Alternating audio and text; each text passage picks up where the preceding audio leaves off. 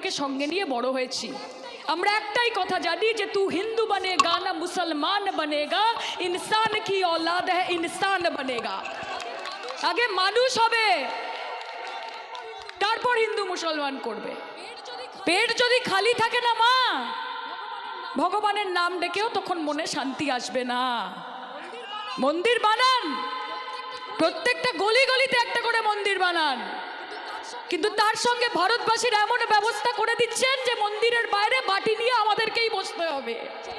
সেই জন্য মন্দিরগুলো বানাচ্ছেন, যে কাজ তো দিতে পারছি না। আগে থালা বাসন বাজিয়েছিলেন করোনার সময়, মনে আছে, ঢাং ঢাং করে। এখন বাটি নিয়ে প্র্যাকটিস করতে হবে। যে নরেন্দ্র মোদীর শাসনকালে আমরা বাটি ধরেছি, নিয়ে মন্দিরের সিঁড়িতে বসেছি।